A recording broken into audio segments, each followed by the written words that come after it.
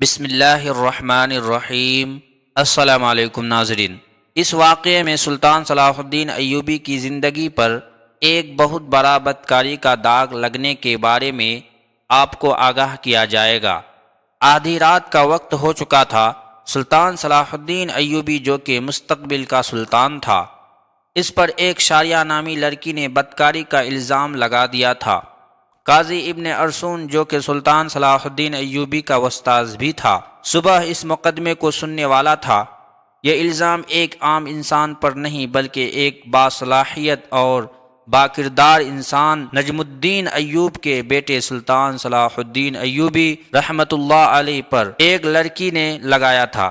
قاضی ابن ارسون بہت پریشان تھا کہ اگر میرے شاگرد پر لگایا گیا الزام سچ ثابت ہو گیا تو میری ساری زندگی کی تعلیم اور دی گئی تربیت پر پانی پھر جائے گا۔ قاضی نے وضو کیا اور جائے نماز پر اللہ کے حضور سجدے میں گر گیا اور دعا کرنے لگا، اے میرے مالک، تیرے باکردار اور نیک بندے پر مشکل وقت آ پڑا ہے، تو اس کی اپنی غیبی مدد فرما اور اس کی عزت کی حفاظت فرما۔ بے شک تو ہی عزت دینے والا اور تو ہی ذلت دینے والا ہے۔ میرا دل نہیں مانتا کہ سلطان صلاح الدین ایوبی کسی کی طرف بری نظر بھی اٹھا کر دیکھے، لیکن دوسری طرف شاریہ نامی لڑکی پورے وثوق کے ساتھ سلطان صلاح الدین ایوبی رحمۃ اللہ علیہ پر اتنا بڑا الزام لگا رہی ہے۔ محترم ناظرین، یہ واقعہ کچھ اس طرح ہے کہ جب سلطان نور الدین زنگی اپنی سلطنت پر قائم و دائم تھے تو سلطان صلاح الدین ایوبی پر ایک شاریہ نامی لڑکی نے الزام لگایا۔ سلطان صلاح الدین ایوبی نے اس سے اکیلے پا کر اس کے ساتھ زبردستی کرنے کی کوشش کی۔ تمام لوگ حیران تھے کہ سلطان اس طرح کا کام کر سکتا ہے کیا؟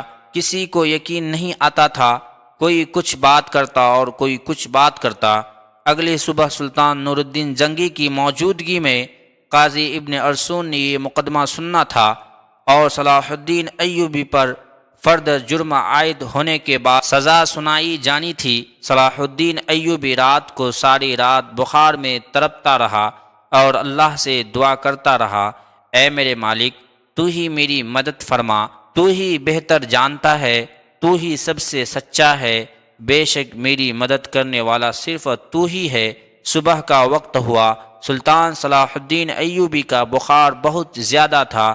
صلاح الدین نے وضو کیا اور نماز کے لیے کھڑے ہو گئے۔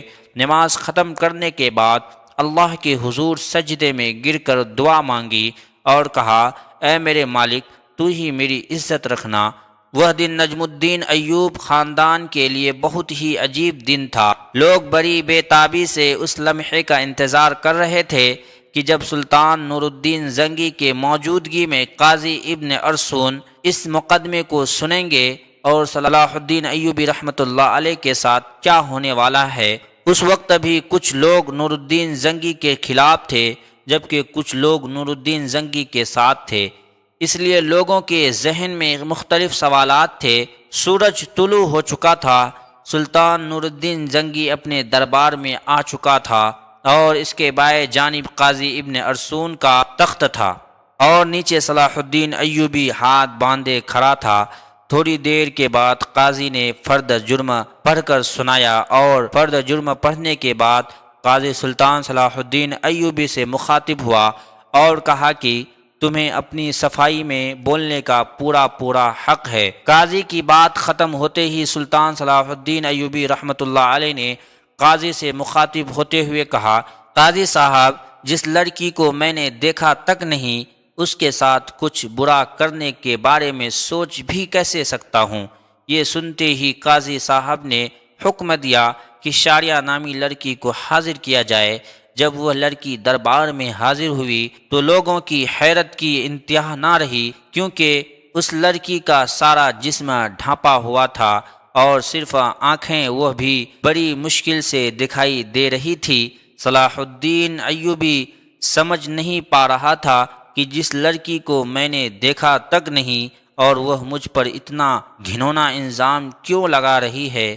مجھ سے آخر ایسی کون سی غلطی سرزد ہوئی جو اس لڑکی نے مجھ پر اتنا بڑا الزام لگا دیا؟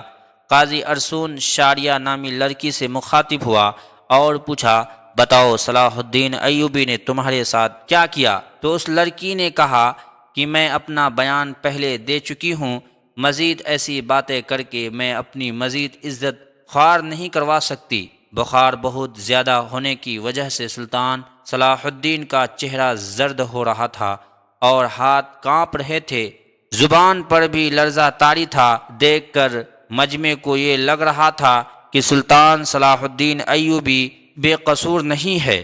سلطان نور الدین زنگی بڑے غور سے یہ سارا منظر دیکھ رہا تھا۔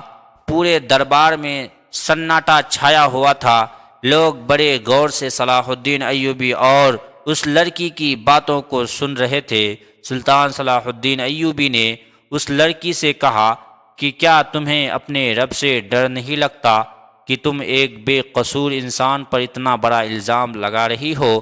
لوگ سمجھ رہے تھے کہ سلطان نور الدین زنگی کا بھتیجا ہونے کی وجہ سے سلطان صلاح الدین ایوبی اگر مجرم قرار بھی دیا گیا تو سزا سے بچ جائے گا۔ صلاح الدین ایوبی نے قاضی سے کہا کہ جب ہم کسی بھی مسئلے کا حل نہیں نکال پاتے تو ہم پھر اپنے اللہ کی طرف رجوع کرتے ہیں، اور میں بھی اس لڑکی کو کہتا ہوں کہ اگر یہ اللہ کو حاضر ناظر جان کر اللہ کی قسم کھا کر یہ کہہ دے کہ اس کا الزام سچا ہے تو میں وہ بھی گناہ قبول کر لوں گا جو مجھ سے سرزد بھی نہ ہوا۔ یہ سنتے ہی وہ لڑکی صلاح الدین ایوبی کو باغور دیکھنے لگی۔ وہ سلطان صلاح الدین ایوبی کی حالت سمجھ چکی تھی۔ تھوڑی دیر بخوبی دیکھنے کے بعد لڑکی چیخ چیخ کر رونے لگی اور کہا، میں تمام مجمع کے سامنے اللہ کو حاضر ناظر کر کے کہتی ہوں کہ سلطان صلاح الدین بالکل بے قصور ہے، سارا گناہ میرا ہے۔ یہ سن کر سارا مجمع حیران ہو گیا اور اس لڑکی کے چند الفاظ نے مقدمے کو الٹا کر دیا۔ اتنے میں سلطان نور الدین زنگی دہشت سے اپنی کرسی سے اٹھا اور اس لڑکی کو کہا کہ کیا تمہیں پتہ ہے کہ الزام تراشی کی تمہیں کتنی بڑی سزا مل سکتی ہے؟ تو اس نے کہا، ہاں مجھے معلوم ہے کہ اس کی مجھے کتنی بڑی سزا ملے گی۔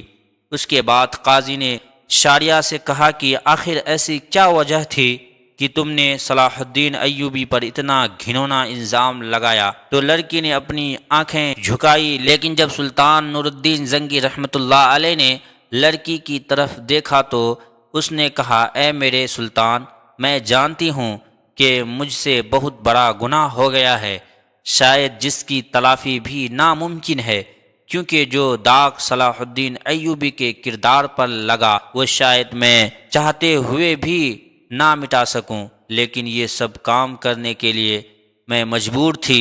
سلطان نور الدین زنگی نے پوچھا کہ بتاؤ تمہیں اس کام کے لیے کس نے مجبور کیا؟ تو شاریہ نامی لڑکی نے امیر ابن مرقوب کی طرف اشارہ کرتے ہوئے کہا کہ اس عالی مرد امیر نے مجھے یہ سب کرنے کے لیے مجبور کیا۔ یہ سب سنتے ہی تمام درباری امیر ابن مرقوب کو ملالت اور غصہ کی نظروں سے دیکھنے لگے۔ امیر ابن مرقوب اپنی جگہ سے اٹھا اور بڑے دبدبے کے ساتھ کہنے لگا، یہ لڑکی جھوٹ بول رہی ہے، میں بھی صلاح الدین کی طرح اس کو جانتا تک نہیں۔ نور الدین زنگی نے کہا کہ کل معلوم ہو جائے گا کون بے گناہ ہے اور کون گنہگار۔ اس کے بعد سلطان نور الدین زنگی نے شاریہ نامی لڑکی کو اپنے کمرے میں بلایا اور پوچھا کہ بتاؤ اصل ماجرا کیا ہے؟ لڑکی نے کہا کہ ایک جنگ میں میرے ماں باپ مارے گئے تھے اور میں اس ظالم امیر ابن مرقوب کے ہاتھ لگ گئی تھی۔ یہ مجھ پر بے انتہا ظلم کرتا تھا، بے حد تشدد کرتا تھا، اور شاہی کنیز کے جانچ کرنے کے بعد اس لڑکی کی پیٹھ پر کوڑوں کے نشان بھی دکھائی دیے گئے، اور ادھر سلطان نور الدین زنگی کے خاص جاسوسوں نے شاریہ اور امیر ابن مرقوب کے بارے میں ساری معلومات اکٹھی کر لی اور ان کے آپس کے تعلق کو سلطان کے سامنے بے نقاب کر دیا۔ یہ دیکھ کر سلطان نے اگلے دن پورے مجمع کو ایک جگہ پر اکٹھا ہونے کی دعوت دی۔ یہ دعوت اس لیے تھی کہ قاضی ابن مرقوب کی سزا لوگوں کے سامنے دکھا سکے۔ تمام لوگ بڑی بڑی دور سے امیر ابن مرقوب کی حالت دیکھنے کے لیے آئے۔ جب اس کو میدان میں لایا گیا تو سخت زنجیروں میں جکڑا ہوا تھا۔ لوگ اس کو ملامت کی نظروں سے دیکھ رہے تھے۔ شریعت کے مطابق اسے کوڑے مارے گئے اور اس کے بعد سلطان نور الدین زنگی نے اس کی تمام جائیداد ضبط کر لی، اس سے شاہی عہدہ بھی لے لیا اور اس کی تمام جائیداد سلطان صلاح الدین ایوبی کو دینے کی دعوت کی، لیکن صلاح الدین ایوبی نے یہ کہتے ہوئے ٹھکرا دیا کہ میں کسی کا مال اپنے حصے میں رکھ کر غاصب نہیں بننا چاہتا۔ اور اسی طرح سلطان صلاح الدین ایوبی کی اللہ تعالی نے غیبی مدد کی اور اس کے وجود پر لگایا بدکاری کا داغ دودھ کی طرح دھل گیا۔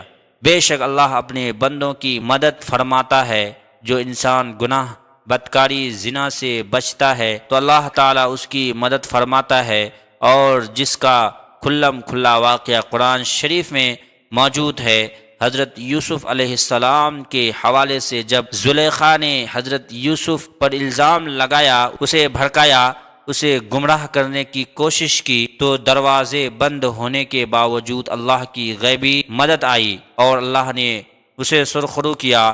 لیکن یہاں شرط صرف انسان کا اپنے رب پر بھروسہ اور اپنے ایمان پر پختگی ہونی چاہیے، تو اللہ کی مدد ضرور آتی ہے۔